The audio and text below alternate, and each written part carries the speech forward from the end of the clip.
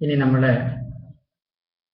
ഭാഗവതത്തിലെ ഓരോ അധ്യായങ്ങളിൽ നിന്നും എന്താണ് മനസ്സിലാക്കേണ്ടതെന്നുള്ളതിനെ കുറിച്ചിട്ട് നമുക്ക് വിചാരം ചെയ്യാൻ തുടങ്ങാം. ഇത് ഞാൻ ഗുരുകുലത്തിൽ കഴിഞ്ഞിരുന്ന കാലത്ത് അവിടുത്തെ സോവനീറുകളിൽ ലേഖനമായിട്ട് എഴുതിയിട്ടുള്ളതാണ് ഈ ഭാഗവതത്തിലെ വിഷയം എന്ന് പറയുന്ന ഭാഗം. ആ ഭാഗം നോക്കിയിട്ടാണ് ഞാനിത് പറയുന്നത്.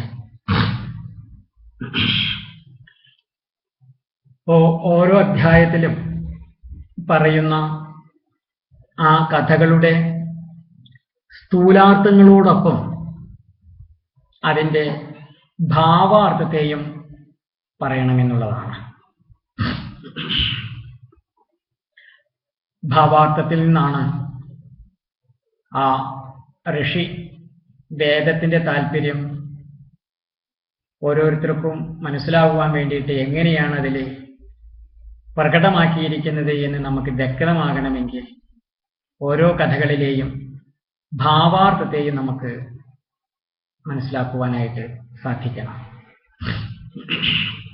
പിന്നെ ആ ഓരോ അധ്യായത്തിലും വരുന്ന കഥാപാത്രങ്ങളിൽ കൂടി ബോധിപ്പിച്ചിരിക്കുന്ന തത്വത്തെ വ്യക്തമാക്കി കൊടുക്കുകയും വേണം. ഓരോ കഥാപാത്രങ്ങൾ അതിൽ വരുന്നുണ്ട്. ഇവിടെ സച്ചിദാനന്ദ പരബ്രഹ്മത്തെ, നിർഗുണ നിരാകാരമായിരിക്കുന്ന ബ്രഹ്മത്തെ തന്നെയാണ് ഭഗവാൻ അല്ലെങ്കിൽ ശ്രീകൃഷ്ണൻ എന്നുള്ള സ്വരൂപത്തിൽ ഇവിടെ അവതരിപ്പിച്ചിരിക്കുന്നത്. അപ്പൊ പരബ്രഹ്മതത്വം എന്നുള്ള രീതിയിൽ ഓരോ കഥാപാത്രങ്ങൾക്കും വാസ്തവത്തിൽ അതേപോലെ ഒരു തത്വം അവരിൽ നിന്നും നമുക്ക് വ്യക്തമാകേണ്ടതായിട്ടുണ്ട്. ആയതും വ്യക്തമാക്കുക തന്നെ ചെയ്യണം. പിന്നെ ഓരോ കഥകളിലൂടെയും ഭക്തിജ്ഞാന വൈരാഗ്യങ്ങൾ എങ്ങനെ പ്രകാശിപ്പിച്ചിരിക്കുന്നു എന്നും ചൂണ്ടിക്കാണിച്ചു കൊടുക്കണം. കാരണം ഭക്തിജ്ഞാന വൈരാഗ്യങ്ങളോട് കൂടിയ വിവേകം എങ്ങനെയാണ് ഉണ്ടാവുക എന്ന ചോദ്യമാണ് ഭാഗവത മഹാത്മ്യത്തിൽ ആദ്യം തന്നെ നമുക്ക് ശ്രമിക്കുവാൻ സാധിച്ചത്. കാരണം വെറും ഭക്തിയോ വെറും വൈരാഗ്യമോ വെറും ജ്ഞാനമോ ഉള്ളതുകൊണ്ട് മാത്രം ഒരു ജീവൻ പൂർണ്ണമാവുകയില്ല. ഈ ഭക്തിജ്ഞാന വൈരാഗ്യങ്ങളോടുകൂടിയ വിവേകം ഉണ്ടാകണം. ആയതുകൊണ്ട് തന്നെ ഓരോ കഥകളിൽ നിന്നും എങ്ങനെയാണ് ഭക്തിയും ജ്ഞാനവും വൈരാഗ്യവും അവബോധത്തോടുകൂടി ഉൾക്കൊള്ളുവാൻ സാധിക്കുക എന്നുള്ള ആശയത്തെയും വ്യക്തമാക്കി കൊടുക്കണം. ഇതിലെ ഈ ഭാഗവത്തിലെ പുരഞ്ജനോപാഖ്യാനം, ഭവാടവി വർണ്ണനം തുടങ്ങിയ കഥാഭാഗങ്ങളിലെ ഈ സൂക്ഷ്മാർത്ഥത്തെ, അതായത് ഭാവാർത്ഥത്തെ ഈ ഭാഗവതത്തിൽ തന്നെ പ്രകടമാക്കിയിട്ടുണ്ട്. അത് നമുക്ക് ഭാഗവതം പ്രവചനം നടത്തുന്നവർക്ക് ആയതിന്റെ താല്പര്യം ഭാഗവതത്തിൽ നിന്ന് തന്നെ വ്യക്തമാക്കിയത് ആരും പറഞ്ഞു കൊടുക്കാതെ തന്നെ മനസ്സിലാക്കുവാനായിട്ട് സാധിക്കുന്നതാണ്.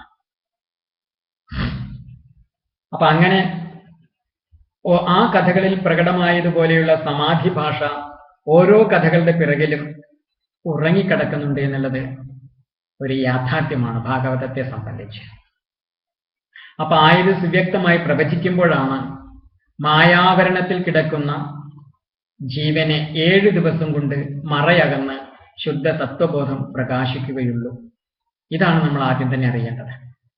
കാരണം 7 ദിവസം കൊണ്ട് ശരീരം ഉപേക്ഷിക്കുവാൻ പോകുന്ന ശ്രീ പരീക്ഷിത്തിനോടാണ് ശുഖബ്രഹ്മർഷി ശ്രീമദ് ഭാഗവതത്തെ ഉപദേശിക്കുന്നതെന്ന് നമ്മൾ ആദ്യമായിട്ട് മനസ്സിലാക്കണം. ഇങ്ങനെയൊരു സാഹചര്യത്തിൽ ജീവൻ, പ്രാണൻ, ആത്മാവിനോട് ആത്മാവിൽ ലയിക്കുന്ന സന്ദർഭത്തിൽ ഒരാളോട് ആരെങ്കിലും എന്താ പറയുക, കല്യാണ കഥകളോ അതുപോലെയുള്ള മറ്റു വല്ല തമാശകളോ പറഞ്ഞ് രസിപ്പിക്കുകയോ ചിരിപ്പിക്കുകയോ ആണോ ചെയ്യുക? കാരണം ആ സന്ദർഭത്തിൽ കല്യാണ കഥകളെ പറഞ്ഞ് രസിപ്പിച്ച് മനസ്സിന്റെ ഇളക്കത്തെ വർദ്ധിപ്പിച്ചാൽ ആ ജീവനെ എങ്ങനെയാണ് ആത്മസാക്ഷാത്കാരം ലഭിക്കുക? കാരണം ഇല്ലാത്തതായിരിക്കുന്ന ഈ പ്രപഞ്ചത്തിലെ, ഈ സംസാരത്തിലെ പദാർത്ഥങ്ങളെ ഉണ്ട് എന്ന് ബോധിപ്പിക്കുന്നതാണ് ഇവിടുത്തെ ബന്ധനങ്ങളെല്ലാം തന്നെ. അപ്പൊ അതിലേക്ക് തന്നെ മനസ്സിനെ വ്യാപരിക്കുവാൻ ഉതകുന്ന ഒരു കല്യാണ കഥകളാണോ, അല്ലെങ്കിൽ കെട്ടുകഥകളാണോ, അല്ലെങ്കിൽ അമ്മൂമ്മ കഥകളാണോ, അല്ലെങ്കിൽ സിനിമാ കഥകളാണോ, അല്ലെങ്കിൽ മാസികയിലും നോവലുകളിലും പറഞ്ഞിരിക്കുന്നത് പോലെയുള്ള ഓരോ കാൽപ്പനികമായ ഓരോ ഭാവനയിൽ നിന്നും ഉണർന്ന ഓരോ കഥകളാണോ ഭാഗവതമാകുന്ന പൗരാണിക ഗ്രന്ഥം വ്യക്തമാക്കി കൊടുക്കുക? ഒരിക്കലുമല്ല. കാരണം ആത്മതത്വം ബോധിക്കുവാനുള്ള സാരോപദേശത്തെയാണ് ഭാഗവതം പ്രദാനം ചെയ്യുന്നത്. അതായത് സാധാരണ ലൗകികരായിരിക്കുന്ന ആളുകൾക്കും അത് വ്യക്തമാക്കുവാൻ വേണ്ടിയിട്ട് അതിൽ പണ്ട് നടന്നിട്ടുള്ള ഓരോ കഥകളെ, പണ്ട് സംഭവിച്ചു പോയ ഓരോ കഥാഭാഗങ്ങളെ ഉദ്ധരിച്ചുകൊണ്ട് പറയുകയാണ് ചെയ്യുന്നത്. അല്ലാതെ ഇത് ഇല്ലാത്ത കഥകളുമല്ല, നടക്കാത്ത സംഭവങ്ങളുമല്ല. ഉണ്ടായ സംഭവ വികാസങ്ങളെ അതിൽ എന്താ പറയുക, ഋഷിയുടെ ഭാവനയും കലർത്തിക്കൊണ്ട് പറഞ്ഞിരിക്കുകയാണ് ചെയ്തിരിക്കുന്നത്. അപ്പോ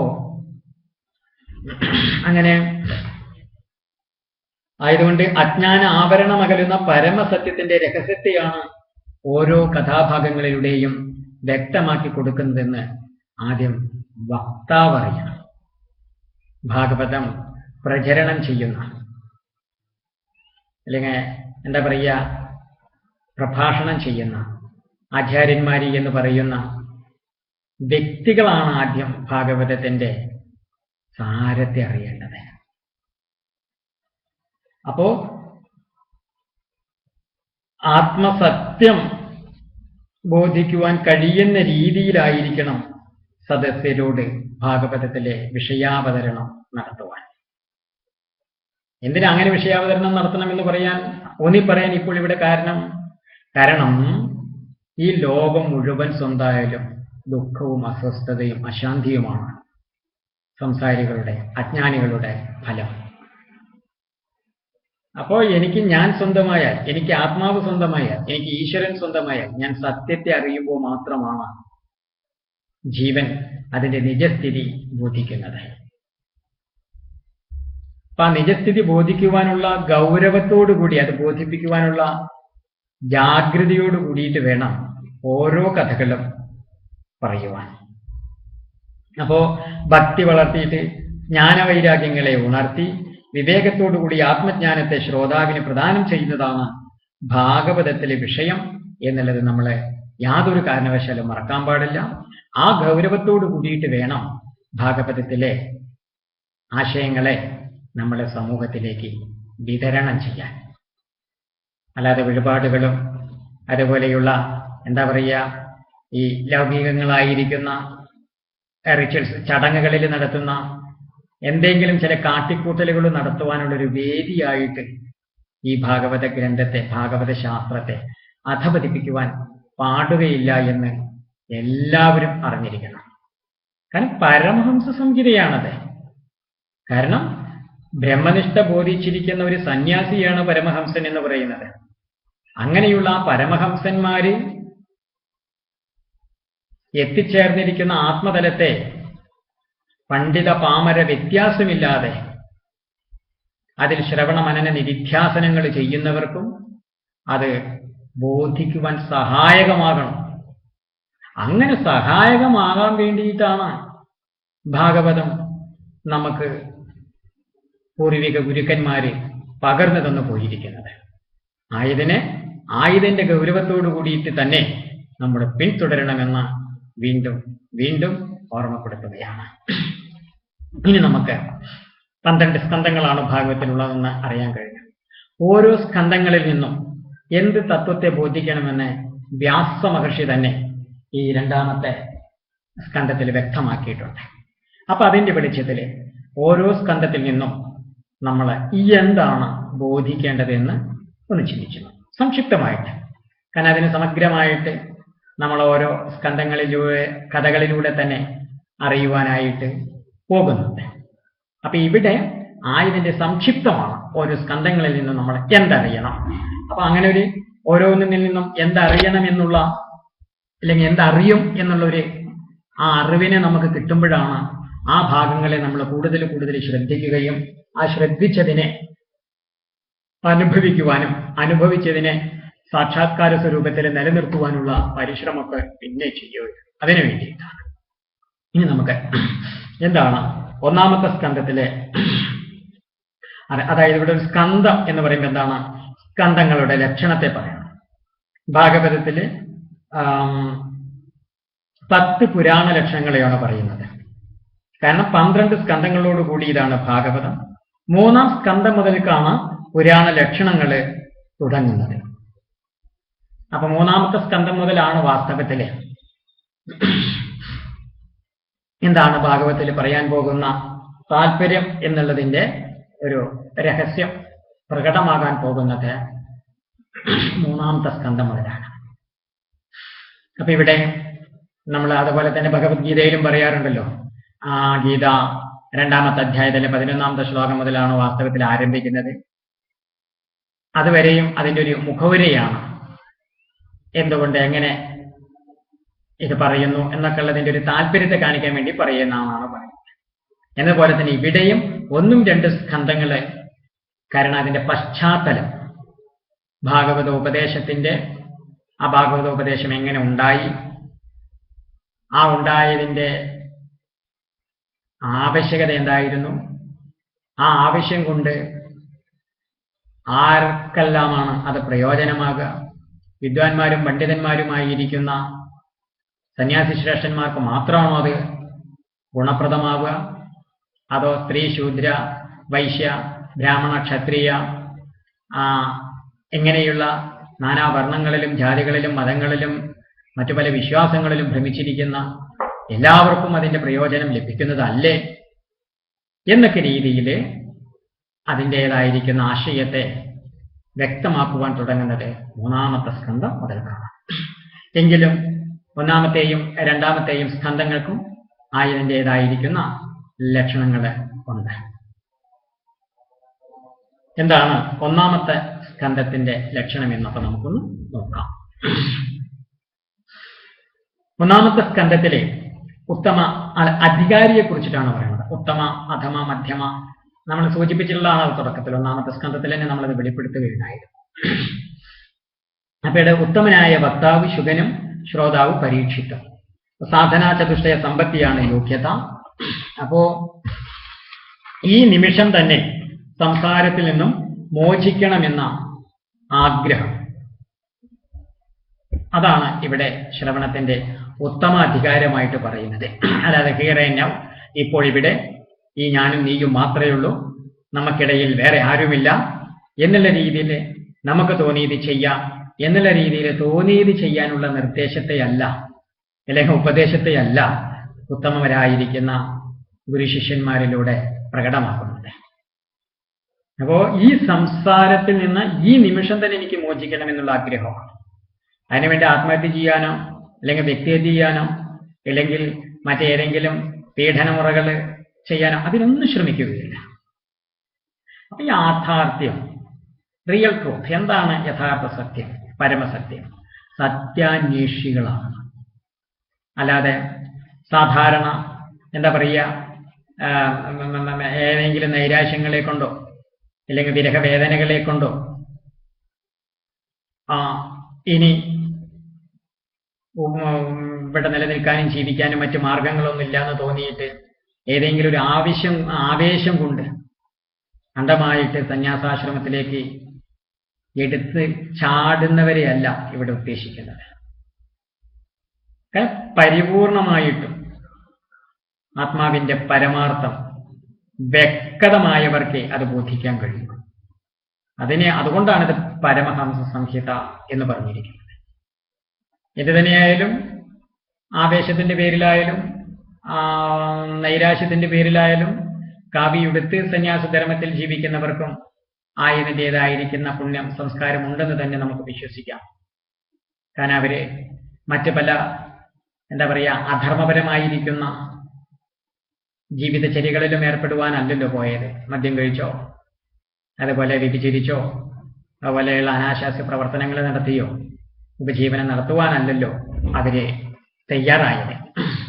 അറിഞ്ഞാലും അറിഞ്ഞില്ലെങ്കിലും ഈശ്വരനെ ആശ്രയിക്കുവാൻ അല്ലേ തയ്യാറായത്. ആയതുകൊണ്ട് അവർക്ക് ഈ സമൂഹത്തിൽ എന്താ പറയുക, ഇന്നിപ്പോൾ നമ്മൾ മനസ്സിലാക്കിയിരിക്കുന്നവരേക്കാൾ ഉള്ള മാന്യതയും അതുപോലെ ആദരവും അവർ അർഹിക്കുന്നുണ്ട് എന്നുള്ളത് നമ്മളെ യാതൊരു കാരണവശാലും വിസ്മരിക്കുവാൻ പാടില്ല. ഇവിടെ മധ്യമനായ വക്താവ് നാരദനാണ്, ശ്രോതാവ് വേദവ്യാസനാണ്. ശോകനിവൃത്തിയായിരുന്നു അവരുടെ ലക്ഷ്യം. ശോകനിവൃത്തിക്ക് വേണ്ടിയിട്ട് വ്യാസന് ഉപദേശം കൊടുക്കണം. പിന്നെ അധമനായ വക്താവ് സൂതനാണ്, ശ്രോതാവ് ശൗനകാദികളാണ്. കാരണം ആത്മസുഖത്തിൽ ശൂന്യത കാണുന്നവരെ ശൗനകാദികളെന്നും ആത്മസുഖത്തിൽ സച്ചിദാനന്ദ അനുഭവമുള്ളവരെ സൂതൻ എന്നും പറയുകയാണ്. അപ്പൊ സുഖത്തിൽ ശൂന്യത അനുഭവിക്കുന്നവരെ സച്ചിദാനന്ദ അനുഭവം ഉള്ളവരാക്കുന്നതാണ് ഭാഗവതത്തിലെ വിഷയം. ഇതാണ് നമ്മൾ മനസ്സിലാക്കേണ്ടത്. ഇപ്പൊ ശുനകന്റേതുപോലെ എന്നാ പറയുന്നത്. ശ്വാനൻ എങ്ങനെയാണ്? ഒരു 8-10 നായകളും പട്ടികളും ഉണ്ടെങ്കിൽ എന്തായിരിക്കും അവിടെ സ്ഥിതി? കടിപിടി കൂടിയിട്ട് അതിൽ ഏത് നായയാണോ വിജയിക്കുന്നത് ആ നായ ആ പട്ടിയെ അങ്ങോട്ട് പോകിക്ക്, പിന്നെ എന്താണ് അതിന്റെ പിറകെ ഇങ്ങനെ നടന്നുകൊണ്ടിരിക്കുക. അതാണ് വിഷയത്തിലെ ശൂന്യതയുള്ളവര്. ആ സുഖത്തില് ശൂന്യതയെ അനുഭവിക്കുന്നവരെയാണ് ഈ ശൗനകന്മാരെ പോലെ പറഞ്ഞിരിക്കുന്നത്. അവർക്ക് എല്ലാം ഉണ്ടായിരിക്കും, സമ്പത്തും ആദരവും സ്ഥാനമാനങ്ങളും ഭാര്യ ഭർത്താക്കന്മാരും കുട്ടികളും കുടുംബങ്ങളും എല്ലാം ഉണ്ടായിരിക്കും. എന്നാലും അവർക്കൊരു അപൂർണതയാണ്, ഒരു അതൃപ്തിയാണ്. അതിനെയാണ് ശുനകന്റേതുപോലെ എന്ന് പറയുന്നത്, ശ്വാനന്റേതുപോലെ എന്ന് പറയുന്നത്. അങ്ങനെ ശ്വാനബുദ്ധിയുള്ളവരെ യാദൃശ്ചികതയില്ലെങ്കിലും എതിർജാലാപസന്തുഷ്ടരായിട്ട് ജീവിക്കുന്ന സന്യാസിമാരെ പോലെ. നമ്മൾ സാധാരണ പറയാല്ലേ, ഉള്ളതുകൊണ്ട് ഓണം പോലെയെന്ന്. ഇപ്പോ ഈ അവസരത്തിൽ തനിക്ക് എന്താണോ ഉള്ളത് അത് ഭഗവാന്റെ പ്രസാദമാണെന്ന് വിചാരിച്ചിട്ട് ആ പ്രസാദത്തെ അനുഭവിച്ച് ജീവിക്കുന്നവരെയാണ് സൂതന്മാര് എന്ന് പറയുന്നത്. എന്തായാലും അപ്പൊ സച്ചിദാനന്ദ അനുഭവം എല്ലാവർക്കും ഉണ്ടാക്കി കൊടുക്കുവാനുള്ളതാണ് ഭാഗവതത്തിലെ വിഷയമെന്ന് നമ്മൾ അടിവരയിട്ടിട്ട് മനസ്സിലാക്കാം. ഇനി നമുക്ക് രണ്ടാമത്തെ സ്കന്ധത്തിലെ ലക്ഷണം അല്ലെങ്കിൽ വിഷയം എന്താണെന്നാണ് പറയേണ്ടത്. ഇത് നമുക്ക് വളരെ ചിന്തിക്കേണ്ടതാണ്. ഇവിടെയാണ് യഥാർത്ഥത്തിൽ ഭാഗവതത്തിന്റെ വിഷയത്തെ വ്യക്തമാക്കുന്നത്. കാരണം ചതുശ്ലോകി ഭാഗവതമാണ് ഭാഗവതത്തിലെ വിഷയമെന്ന് നമുക്ക് മനസ്സിലാക്കുവാനായിട്ട് സാധിച്ചുവല്ലോ. അപ്പൊ ആ ചതുശ്ലോകി ഭാഗവതത്തെ വിശദീകരിക്കുന്ന അല്ലെങ്കിൽ വ്യക്തമാക്കുന്നത് ഈ രണ്ടാമത്തെ സ്കന്ധത്തിലാണ്. അപ്പോ ഭാഗവതത്തിലെ യഥാർത്ഥ വിഷയവും രണ്ടാമത്തെ സ്കന്ധത്തിലെ യഥാർത്ഥ വിഷയവുമായ ചതുശ്ലോകിയെ നമ്മൾ ഈ സന്ദർഭത്തിൽ ഒന്ന് വിശകലനം ചെയ്യുവാനായിട്ട് ആരംഭിക്കുകയാണ്. ചതുശ്ലോകിയിലെ 4 ശ്ലോകമന്ത്രങ്ങളാണ്. ആ ചതുശ്ലോകിയിലെ ആദ്യത്തെ ശ്ലോകമന്ത്രം എന്താണെന്ന് നമുക്ക് ആദ്യം നോക്കാം. അഹമേവാസമേവാഗ്രേ നാന്യദ്യത്സദസത്പരം പശ്ചാദഹം യദേവച്ച യോവശിഷ്യേത സോസ്മ്യഹം. എന്താ അതിൽ നിന്ന് പറയുന്നത്? ഞാൻ മാത്രമേ ആദിയിൽ ഉണ്ടായിരുന്നുള്ളൂ. ആദിയിൽ യസ്യാന്തം നാദിമധ്യം എന്ന് പറയും. ആദിയും മധ്യവും അന്തവുമില്ലാത്ത അങ്ങനെ പറയുന്ന സംസാരത്തിന്റെ അല്ലെങ്കിൽ അങ്ങനെ പറയുന്ന ബ്രഹ്മത്തിന്റെ അല്ലെങ്കിൽ സൃഷ്ടിസ്ഥിതി സംഹാരങ്ങൾക്കും മുമ്പേ, ആദിക്കും മുമ്പേ എന്നാ പറയുന്നത്. ആ മുൻപിൽ ആരെ ഉണ്ടായിരുന്നുള്ളൂ?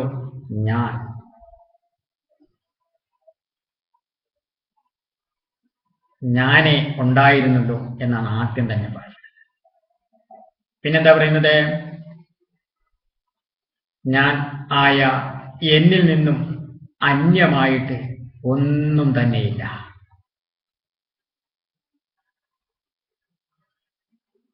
അന്യമായിട്ടൊന്നുമില്ലാത്തത് കൊണ്ട് തന്നെ സൃഷ്ടി, സ്ഥിതി, സംഹാരം ആയി ഇരിക്കുന്നതെല്ലാം ഞാൻ മാത്രമാകുന്നു.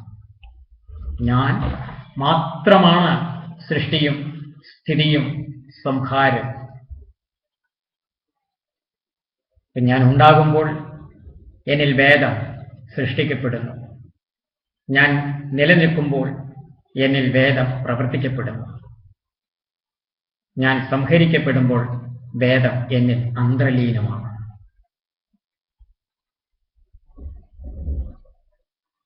ഞാൻ മാത്രം എന്നുള്ളതിനെ ദൃഷ്ടാന്തമായിട്ട് പറയുകയാണ് സ്വപ്ന ദർശനത്തെ ഇവിടെ പറയുന്നത്. നിരവധി വിഷയങ്ങളെ സ്വപ്നത്തിൽ ദർശിക്കുന്നു. ഈ സ്വപ്നത്തിൽ ദർശിക്കുന്നതിന്റെ യാഥാർത്ഥ്യം വിശകലനം ചെയ്യുമ്പോഴോ ഭ്രമകൽപ്പന അല്ലെങ്കിൽ ഭ്രമം നമുക്ക് വ്യക്തമാകും. കാരണം സ്വപ്നം കണ്ട ആളെ കുറിച്ചറിയുമ്പോൾ സ്വപ്നത്തിലെ ഭ്രമം മനസ്സിലാകും. സ്വപ്ന ദർശനം കേവലം ഒരു ഭ്രമദർശനമായിരുന്നു, ഇല്യൂഷനായിരുന്നു എന്നുള്ളത്. എന്തുകൊണ്ട്? സ്വപ്ന ദൃശ്യത്തിന് മുമ്പും സ്വപ്ന ദൃശ്യം കണ്ടുകൊണ്ടിരിക്കുമ്പോഴും സ്വപ്ന ദർശനം കണ്ടതിന് ശേഷവും സ്വപ്ന ദ്രഷ്ടാവ് മാത്രമേ ഉള്ളൂ. അല്ലേ? നമ്മൾ ഉറങ്ങുമ്പോൾ അങ്ങനെയല്ലേ സ്വപ്നം കാണുന്നത്? അപ്പൊ വാസ്തവത്തില് ഉറങ്ങാൻ കിടക്കുന്നതും ആരാണ്? ഉറങ്ങുന്നതും ആരാണ്? ഉറക്കത്തിൽ കാണുന്നതും ആരാണ്? ഞാനാണ്. അല്ലേ? അതെ, ഞാൻ മാത്രമാണ്. അപ്പോ സ്വപ്നദ്രഷ്ടാവായ ഞാൻ മാത്രമേ ജാഗ്രത്, സ്വപ്ന, സുഷുപ്ത്യാവസ്ഥകളിലും ഉള്ളൂ. ജാഗ്രത്, സ്വപ്ന, സുഷുപ്ത്യാവസ്ഥകളിലും സാക്ഷിയായിട്ട് വർത്തിക്കുന്ന എന്നെ അറിയുമ്പോൾ സ്വപ്നത്തിലെയും ജഗത്തിന്റെയും മിഥ്യാത്വം, അസ്ഥിരത, അനശ്വരത അല്ല നശ്വരത ബോധ്യമാകും. അങ്ങനെ ബോധ്യമാകുമ്പോൾ സൃഷ്ടിസ്ഥിതി സംഹാരലീലയിലും ഏകമായ ആത്മാവ് മാത്രമേ ഉള്ളൂ എന്നത് അറിയുവാൻ കഴിയും.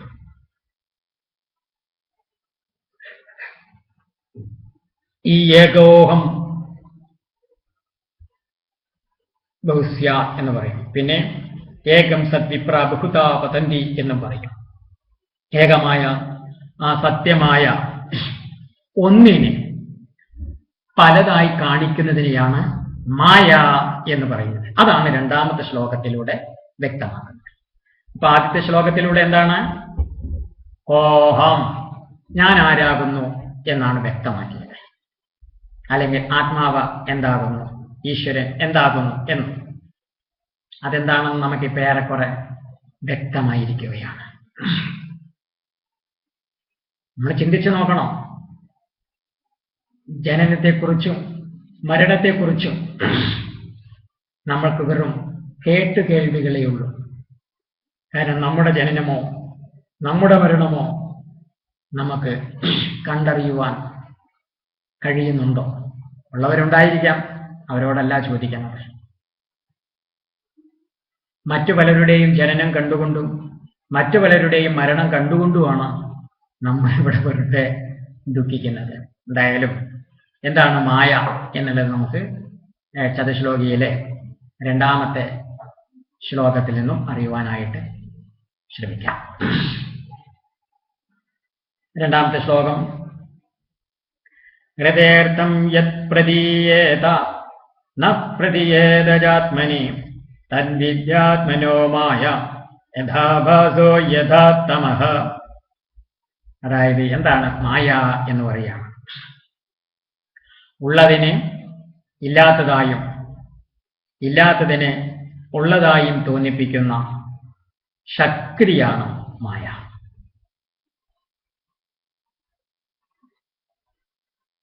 കയറിനെ പാമ്പായി കാണിക്കുന്നതാണ് മായ. മായയായ ഈ കയറിന്റെ മുകളിൽ പാമ്പ് വരാൻ കാരണം എന്താണ്? കയറിനെ കയറായിട്ട് കാണാത്തത് കൊണ്ടാണ്. കയറിൽ ആരെങ്കിലും പാമ്പിനെ കാണുമോ?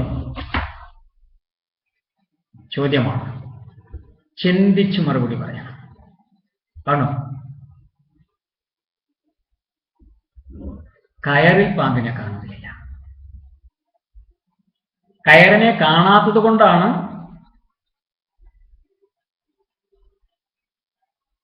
പാമ്പെന്ന് അതിനെ കാണുന്നത്. അപ്പൊ കയറിന്റെ മുകളിൽ പാമ്പ് വരാൻ കാരണം കയറിനെ കയറായി കാണാത്തതിനാണ്.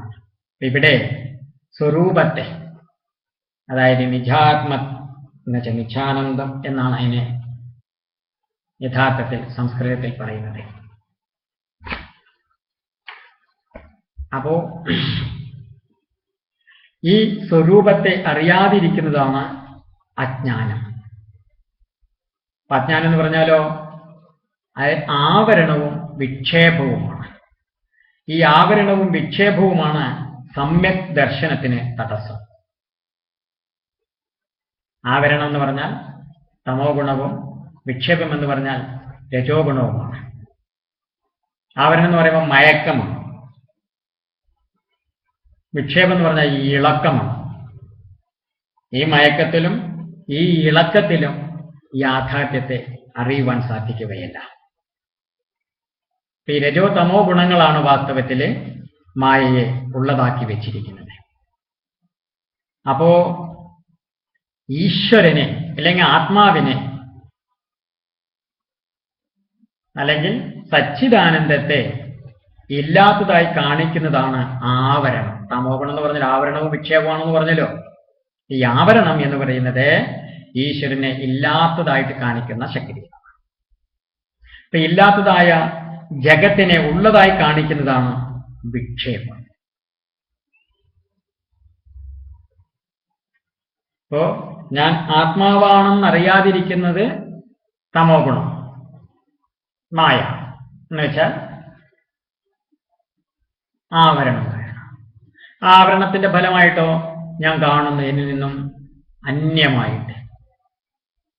കാരണം എനിക്കറിയുവാൻ എന്നിൽ നിന്നും അന്യമായിട്ടുള്ളതേ കഴിയൂ, അല്ലേ? അതുകൊണ്ടാണ് അനുഭവാതീതം ബ്രഹ്മ എന്ന് പറയുന്നത്. എന്നെ എനിക്ക് അറിയാമെന്ന് പറഞ്ഞാലും അത് കണ്ടതും കേട്ടതുമായ അറിവുകളായിരിക്കും, യഥാർത്ഥ അറിവായിരിക്കില്ല. കാരണം അറിവിന് അറിവായിട്ട് നിലനിൽക്കാനേ പറ്റൂ. അറിഞ്ഞു എന്ന് പറയുന്നത് എന്തും അന്യമായതിനെയാണ്. എന്തായാലും ഇല്ലാത്തതായ ജഗത്തിനെ ഉള്ളതായിട്ട് കാണിക്കുന്നതാണ് വിക്ഷേപം. ഇവിടെ ഇല്ലാത്തത് എന്ന് പറയുമ്പോൾ ശാശ്വതമായല്ലാത്തത് എന്നുള്ളതാണ്. അല്ലതിപ്പോ ഏകത്വം അദ്വൈതം എന്ന് പറഞ്ഞാൽ ചക്കയും മാങ്ങയും ഒന്നാണ്, അച്ഛനും അമ്മയും ഒന്നാണ്, സന്യാസിയും ഗൃഹസ്ഥനും ഒന്നാണ്, എല്ലാം ഒന്നായതുകൊണ്ട് നമുക്ക് തോന്നിയത് ചെയ്യാം എന്ന് പറയുന്നതിനെ അല്ല ഇവിടെ ജ്ഞാനമെന്നോ ആത്മീയത എന്നോ പറയുന്നത്. ഈ നാനാത്വത്തിലും ഏകത്വമായിരിക്കുന്ന ചൈതന്യത്തിന്റെ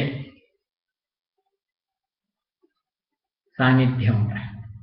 എന്തായാലും ഇവിടെ ഇല്ലാത്തതായ ജഗത്തിനെ ഉള്ളതുപോലെ കാണിക്കുന്ന വിക്ഷേപം, അതാണ് ആവരണ വിക്ഷേപങ്ങൾ. അപ്പൊ കയറിനെ കാണാൻ ആദ്യം വിക്ഷേപം അടങ്ങണം, എന്നുവെച്ചാൽ മനസ്സടങ്ങണം, ഇളക്കം നിൽക്കണം.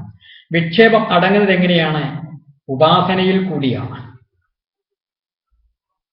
ഉപാസനയ്ക്ക് ആവശ്യമോ സാധനാ ചതുഷ്ടയ സമ്പത്തിയാണ്. ആണത് ജ്ഞാനകാന്ഡമാണ് ഭാഗവതം. എങ്കിലും നമ്മൾ ഇവിടുന്ന് ത്രിപുരാശ്രമത്തിൽ നിന്ന് ത്രിപുരാശക്തി പൂജയെ ഇറക്കിയിട്ടുണ്ട്.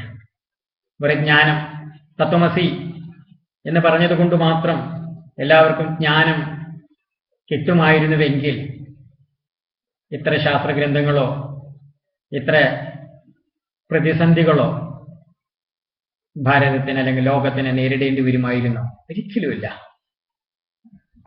അപ്പോ നമ്മളെ കേട്ടറിയുന്നതും ഗുരും പ്രത്യക്ഷമായിട്ടിപ്പോ നമ്മളോട് പരോക്ഷമായിട്ട് വ്യക്തമാക്കി തരികയാണ് തത്വമസി നീ അതാണെന്ന്. അതിനെ അപരോക്ഷമാക്കേണ്ടത് സാധനകളിലൂടെയാണ്. ഉപാസനയിൽ കൂടി. ഉപാസനയ്ക്ക് ആവശ്യം എന്താണ്? ആത്മാവിനെ അല്ലെങ്കിൽ ബ്രഹ്മത്തെ അല്ലെങ്കിൽ എന്നെ അറിയുവാൻ ആവശ്യം സാധനാചതുഷ്ടയ സമ്പത്തിയാണ്. സാധനാചതുഷ്ടയ സമ്പത്തിയോടുകൂടി നിങ്ങളെ ഭക്തിയോഗമോ ജ്ഞാനയോഗമോ കർമ്മയോഗമോ അനുഷ്ഠിച്ചോളൂ. അതിനെ ഭക്തിജ്ഞാന വൈരാഗ്യത്തോടുകൂടിയ വിവേകമാണ് നമുക്ക് ആവശ്യം. ഇപ്പൊ ഏതുപാസനയും ചെയ്യാം. എന്നിട്ടോ അപ്പൊ ആവരണം അടങ്ങണമെങ്കിൽ നിധിധ്യാസം പരിശീലിക്കണം എന്നാണ് പറയുന്നത്. നമ്മുടെ തമോഗുണമാകുന്ന മായ അത് മാറണമെങ്കിൽ നിധിധ്യാസം, ധ്യാനം. ഈ ഭാഗവത ധ്യാനത്തിൽ പറയുന്ന ആശയങ്ങളെക്കുറിച്ച് നമ്മൾ ധ്യാനിക്കണം, സാക്ഷാത്കരിക്കണം. അങ്ങനെ മഹാവാക്യ ശ്രവണത്തിലൂടെ നിസംശയമായി ബോധിച്ച തത്വത്തെ ധ്യാനിക്കലാണ് നിധിധ്യാസം. ശ്രവണം എന്ന് പറഞ്ഞാൽ ഗുരുമുഖത്തിൽ നിന്നും ശിഷ്യ സംസ്കാരത്തിന് അനുയോജ്യമായ രീതിയിൽ ഏകാന്തത്തിൽ ഗുരുവും ശിഷ്യനും മാത്രമുള്ളപ്പോൾ ഉപദേശിച്ചു കൊടുക്കുന്നതിനെയാണ് ശ്രവണ ദീക്ഷ, ശ്രവണ ഉപദേശം എന്ന് പറയുന്നത്. അതിന് പിന്നെ മനനത്തിലൂടെ, വിചാരത്തിലൂടെ, കർമ്മത്തിലൂടെ, ഉപാസനയിലൂടെ, പൂജയിലൂടെ നിസംശയമാക്കി ബോധിച്ച ആ ബോധ്യമായ തത്വത്തെയാണ് ഇവിടെ റിയൽ ട്രൂത്ത് അല്ലെങ്കിൽ പരമസത്യം എന്ന് പറയുന്നത്. എന്തായാലും അങ്ങനെ ജ്ഞാനസാധന, ശ്രവണ മനന നിധിധ്യാസങ്ങളാണെന്ന് ഈ സന്ദർഭത്തിൽ മനസ്സിലാക്കണം. അപ്പോ അങ്ങനെ ചെയ്യുമ്പോഴോ ബ്രഹ്മാകാര വൃത്തി ഉണ്ടാകും. ബ്രഹ്മാകാരമായ വൃത്തി കൊണ്ടാണ് ആവരണത്തെ അകറ്റുവാൻ സാധിക്കും. ഇവിടെ ബ്രഹ്മാകാര വൃത്തി എന്ന് പറഞ്ഞാൽ എന്താണ്? നിർവിശേഷമായ ബോധമാണ്, ശുദ്ധബോധം, മറ്റ് യാതൊന്നിന്റെയും കലർപ്പില്ലാത്ത നിജബോധം, നിജസ്വരൂപം. ഇപ്പൊ ഞാൻ തന്നെ എന്തിനെങ്കിലും കുറിച്ച് പറഞ്ഞാലോ അത് വേറൊന്നിനെ കുറിച്ചുള്ള പറച്ചിലാണ്. ഇവിടെ നമ്മൾ ആത്മീയം പറയുന്നതുകൊണ്ട്, ഭാഗവതം പറയുന്നതുകൊണ്ട് അതിലൂടെ നമുക്ക് ആത്മാവിനെ അറിയുവാനുള്ള സദ്ധർമ്മത്തെ ആചരിക്കുവാൻ സാധിക്കും. അതാണ് ഭാഗവതത്തിന്റെ പ്രത്യേകതയും മഹിമയും. അപ്പൊ നിർവിശേഷമായ ബോധം. അപ്പൊ ധ്യാനത്തിലൂടെ നമ്മൾ നാമരൂപങ്ങളില്ലാതെ ബോധം മാത്രമായി തീരും. ആ ബോധം തന്നെയാണ് ബ്രഹ്മം എന്ന് പറയുന്നത്. അപ്പോ നാമരൂപങ്ങളെ അവബോധിച്ച് സച്ചിദാനന്ദത്തെ അനുഭവിക്കുന്നതാണ് സമ്യക് ദർശനം. അങ്ങനെയുള്ള സമ്യക് ദർശനമാകുന്ന ബ്രഹ്മദർശനത്തിലൂടെ മാത്രമേ മായയെ ജയിക്കാനാവൂ. മായയെ ജയിക്കാത്തത് കൊണ്ടാണ് നമ്മളിവിടെ കനകം മൂലം, കാമിനി മൂലം, കലഹം എന്നൊക്കെ പറഞ്ഞ് പെണ്ണിനും മണ്ണിനും പൊന്നിനും വേണ്ടി കലഹിക്കുന്നത്, അക്രമം ചെയ്യുന്നത്. അപ്പോ ഇനി നമുക്ക് എന്താണ് മൂന്നാമത്തെ ശ്ലോകം എന്ന് നോക്കാം. ചതുശ്ലോകിയിലെ യഥാമകാന്തി ഭൂതാനി ഭൂതേഷു ചാവജേഷനു പ്രവഷ്ടാന്യപ്രവിഷ്ടാനി തഥാ തേഷു നതേഷ്വഹം.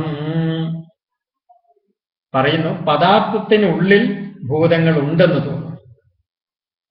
പഞ്ചഭൂതങ്ങൾ കാര്യമാണ്. കാരണം കാര്യവടിവിൽ ഇരിക്കുകയാണ്. പഞ്ചഭൂതങ്ങൾ കാര്യവും ഈശ്വരൻ പരമകാരണവും ആണ്.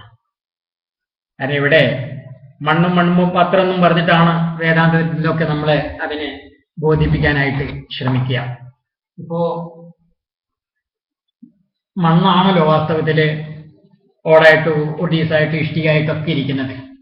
അപ്പൊ മണ്ണിനെ കണ്ടാൽ പാത്രങ്ങളുണ്ടോ എന്നുള്ള രീതിയിലാണ് അവിടുത്തെ വിശകലനം പോകുന്നത്. എന്തായാലും ഇവിടെ എല്ലാം മണ്ണിലെ വികാരങ്ങൾ മാത്രം, എന്നുവെച്ചാൽ ബോധത്തിന്റെ ചലനം കൊണ്ട് അനുഭവപ്പെടുന്നതാണ് ഇവയെല്ലാം.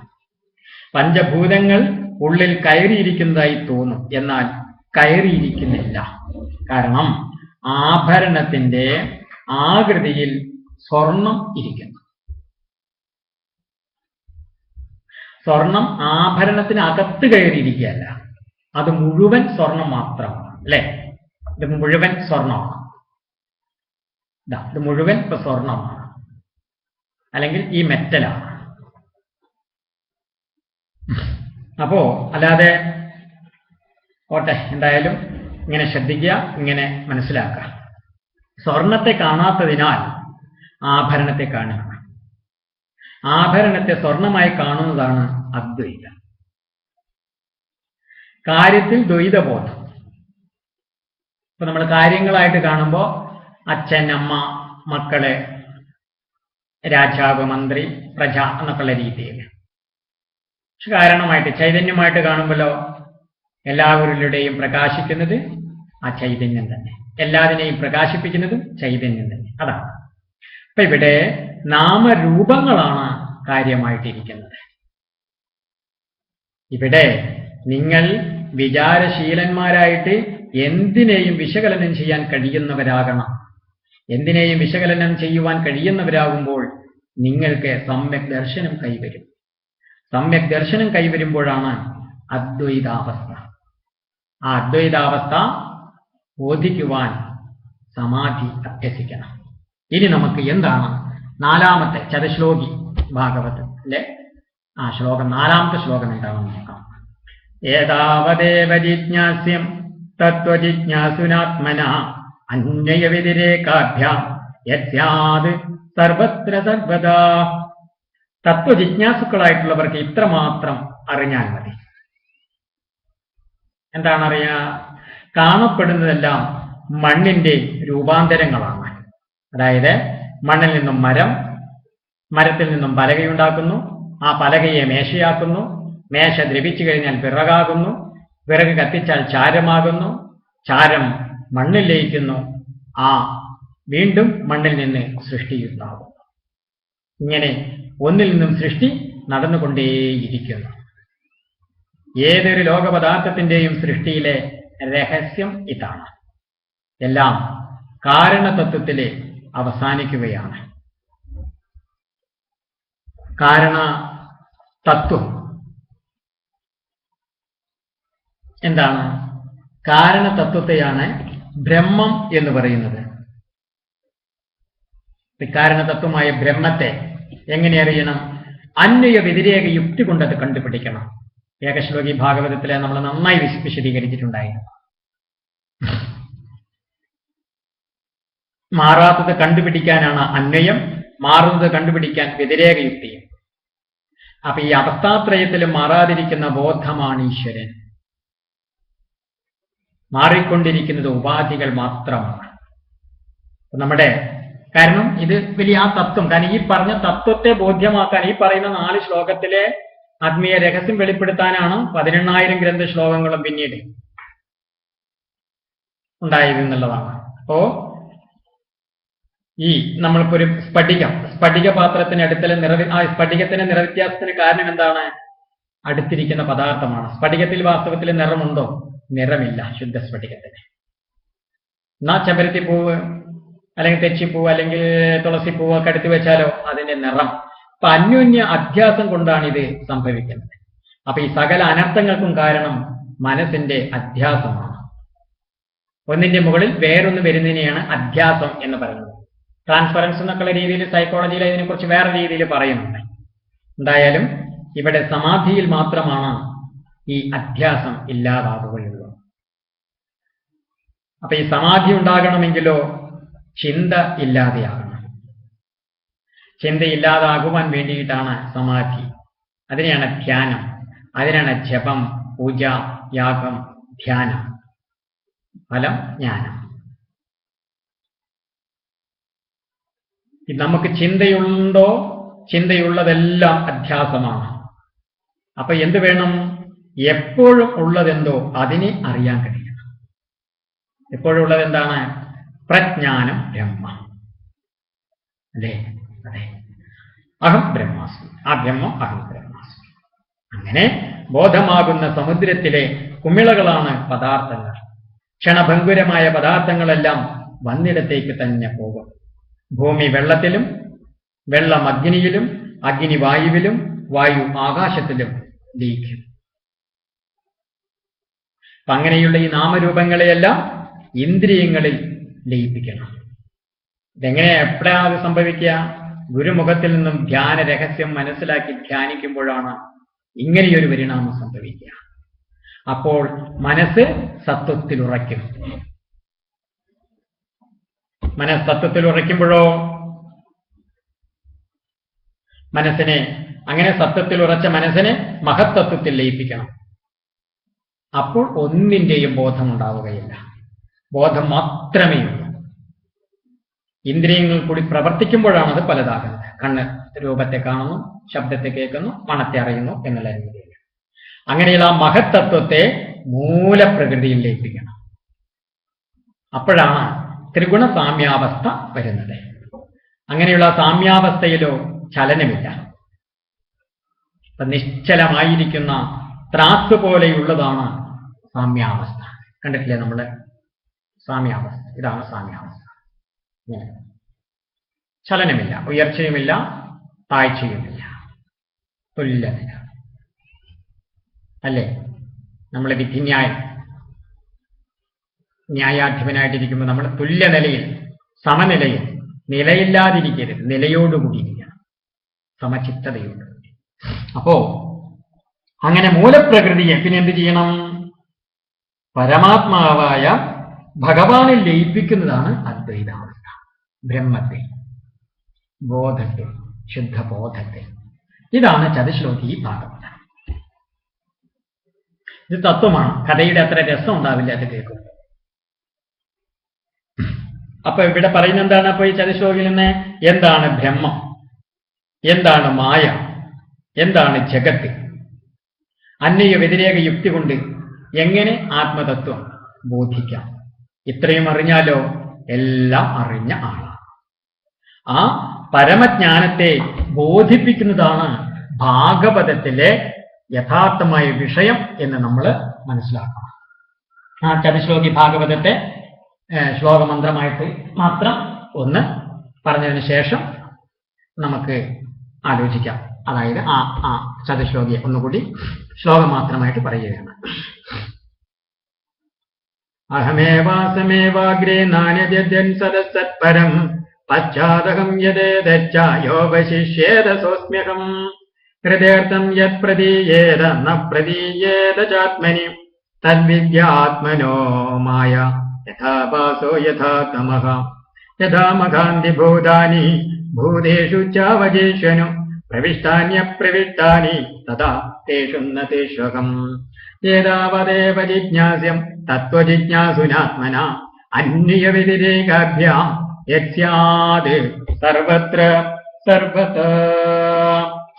ഇനി നമുക്ക് മൂന്നാമത്തെ സ്കന്ധത്തിലെ വിഷയം എന്താണെന്നാണ് ചിന്തിക്കേണ്ടത്. 3 മുതൽ 12 വരെയുള്ള സ്കന്ധങ്ങളിലെയും വിഷയത്തെക്കുറിച്ച് നമുക്ക് ആലോചിക്കുവാൻ ആരംഭിക്കാം.